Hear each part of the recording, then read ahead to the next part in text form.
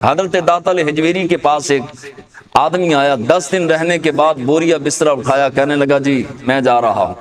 آپ نے فرمایا کیا وجہ ہے، کیوں جا رہے ہو؟ کہنے لگا کہ میں نے تو سنا تھا کہ آپ بہت بڑے اللہ کے ولی ہیں، صاحب کرامت ہیں، آپ کی بڑی کرامتیں سنی تھیں، لیکن آپ تو عام مولوی ہیں، آپ تو عالم دین ہیں، علماء جس طرح عام علماء ہیں آپ بھی اسی طرح ہیں، تو لہٰذا میں تو ولی اللہ سمجھ کر، اب ہماری عوام ولی اللہ پتہ نہیں کس کو سمجھتی ہے، تو کہنے لگا کہ میں تو ولی اللہ سمجھ کے آیا تھا لیکن میں نے تو کوئی کرامت نہیں دیکھی۔ آپ نے فرمایا یہ بتا میں نے اپنے نبی کی سنت کے خلاف کوئی ایک کام بھی کیا 10 دنوں کے اندر؟ کہنے لگا ہاں یہ تو بات ہے کہ آپ نے ایک کام بھی شریعت کے خلاف سنت کے خلاف نہیں کیا۔ فرمایا سب سے بڑی کرامت یہی، سب سے بڑی کرامت، اگر کسی کو تولنا ہے تو شریعت کے میزان میں تولو، سنت کے میزان کے اندر تولو، اور یہ وگرنہ پتھروں کو موتی بنانے والے تو پرسوں بھی پکڑے گئے، اور جناب جو ہے وہ پھولوں کو سونا بنانے والے اور مٹی کو سونا بنانے والے، سونے کو مٹی بنانے والے تو روز پکڑے جاتے ہیں۔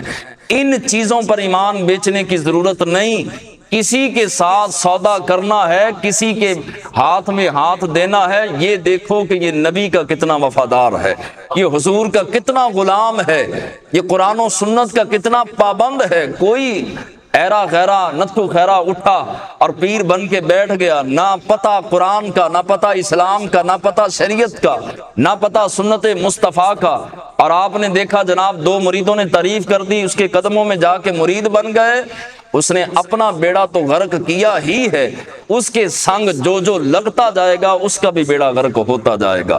ہمیشہ دیکھیں کہ یہ داتا علی حجویری کے نقش قدم پہ چلنے والا ہے، یہ اپنے اوپر چادر اوڑھ کر اور اپنی باتوں کو چھپا کے، اپنے معاملات کو چھپا کے، شریعت کی پابندی کر کے، سنت مصطفیٰ کی پابندی کر کے چل رہا ہے، یہ شریعت کا مذاق اڑانے والا ہے۔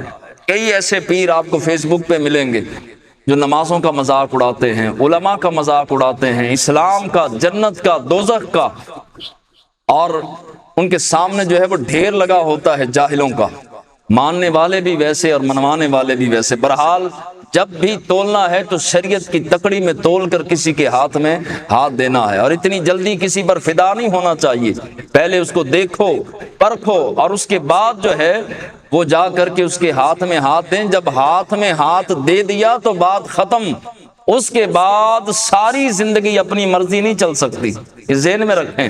مرید ہونے کا بڑا شوق ہوتا ہے لوگوں کو، اور پھر آ کر ہم سے شکایتیں اپنے پیر کی لگا رہے ہوتے ہیں کہ ہمارے پیر و مرشد وہ امیر مرید آیا تو اس کو بریانی، اور میں گیا تو مجھے جو ہے وہ ہاتھ کے اوپر جو ہے وہ ایک نان اور اوپر دال رکھ کے دے دی۔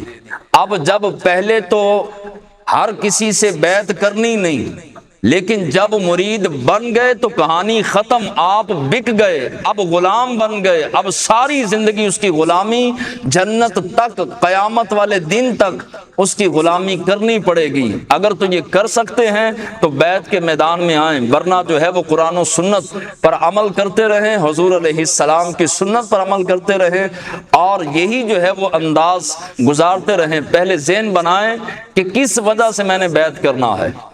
ایک دوست اور آئے یہ پیچھے مارکیٹ سے، تو کہنے لگے کہ مرید بننا ہے۔ میں نے کہا کس لیے؟ کہنے لگا کہ تقریباً 2 سے 3 کروڑ روپیہ جو ہے وہ خسارہ ہو گیا کاروبار میں۔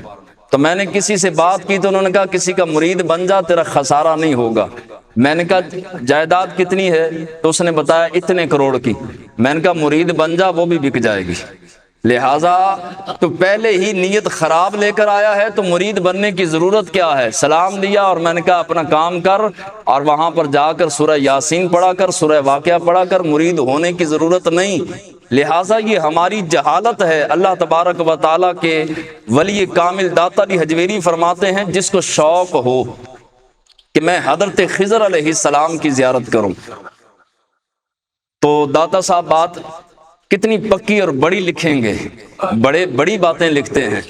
داتا علی حجویری نے یہ لکھا اپنی کتاب کشف المحجوب کے اندر، اس کا ترجمہ جو ہے وہ بہت سارے اولیاء کاملین اور بہت سارے علماء کرام نے کیا۔ تو کون کون شوق رکھتا ہے جی خضر علیہ السلام سے ملاقات؟